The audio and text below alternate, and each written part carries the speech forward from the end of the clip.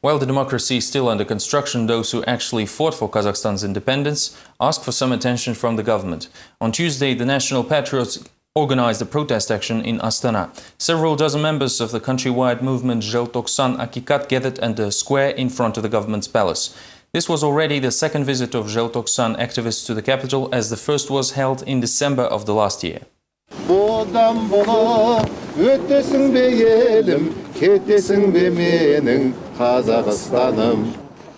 In the past, they demanded the independence of Kazakhstan, whereas now they ask for some attention. They are the participants of events on December 1986. 30 activists of the countrywide movement, Желтоқсан Haqiqat, came from Almaty. The National Patriots called the protest action at the country's main square the last drop of patience. A number of demands have been already made. At the end of the last year, activists sent open letters to the President, Prime Minister and MPs asking for legal status and social benefits. The reply never came, even after 3 months of waiting. We have to show a special document to get a discount for medical and other services, but only about 200 people, those convicted for the Желтоқсан events, were rehabilitated, while 15,000 more can no longer prove their involvement and receive any benefits. Last year, on the eve of the Independence Day, the activists of December events threatened the authorities with a hunger strike. Officials promised to consider these demands. Among other things, protesters wanted the authorities to give their evaluation to the events of almost a quarter of a century ago and recognize them as people's uprising. Unfortunately, it is still impossible to obtain any information from the officials or even to get an appointment with them. Perhaps they are afraid that too many people will receive beneficial pensions, or maybe they want to take away our credit for the Желтоқсан and independence. The parliament once again promised to consider the appeal of the activists without specifying any terms. The protest at the government square did not last long. As they arrived, police asked people to leave. Shareholders of construction company Almaty Investstroy also addressed their appeals to the authorities on March 30th. Apparently, they no longer trust local officials who distribute housing among those affected by the failed shared construction projects. Mazan Sergazin, the director of the state company on the capital construction of the Almaty city administration, and Viktor Dolzhenkov, the Almaty deputy mayor who supervises the construction sector, were given the vote of no confidence. According to the shareholders, the officials do not solve their problems. The outraged people contacted the National Security Committee requesting an investigation of the officials' activities. The action was submitted to the Bostanlık District Court of Almaty. We're not satisfied with the decision of the shareholders' problems. The city administration reported that everything is settled, everyone is happy, and people already live in their new apartments, which is obviously a lie.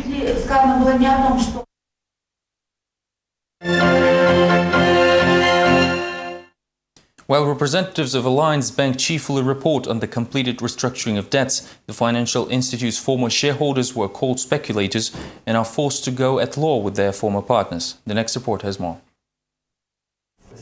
Alliance Bank has completed its planned external debt restructuring. In the end, the debt was cut fourfold to just $1 billion. Minority shareholders have suffered as the result, as they no longer hold any ownership rights.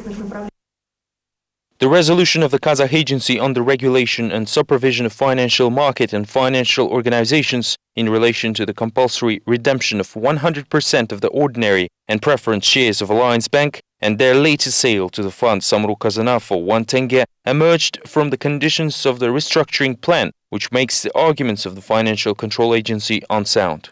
The bank's representatives attempted to avoid this issue during the special press conference, but the journalists left them little choice. The board chairman had no other choice but to answer uncomfortable questions. Some of the people citing here are being accused of holding talks on debt restructuring without the consideration of shareholders' interests. This is just a matter of speculation and nothing more.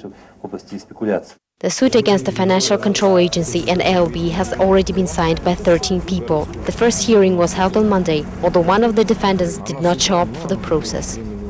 Mr. Kabashov didn't attend the hearing yesterday. Also, a representative of the Financial Control Agency said that they didn't have enough time to prepare for the trial and asked for the postponement.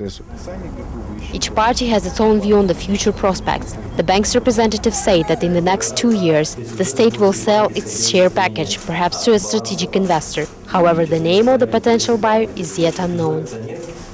The customs union is helping to bring more money to Kazakhstan, reports the country's government. On Tuesday, the cabinet has approved the adjusted state budget for 2010. Finance Minister Bulat Jamishov presented the cabinet with the amendments to the national budget for 2010. Additional $360 million have been allocated for the raise of salaries of the state employees. Previously, the president promised to raise the wages by 25% starting April 1st due to the increase of profits from customs duties. The prime minister noted during the cabinet meeting that the president's words about the benefits of the integration were indeed justified. Once again, I ask you by what amount the state budget will potentially increase because of the customs union. After all adjustments of the state budget, the revenues will increase by $462 million, or 66%. While the cabinet plans to ease off social tension by increasing wages, the authorities of Zhanaozen, which was the center of recent major protest actions, use familiar Soviet methods.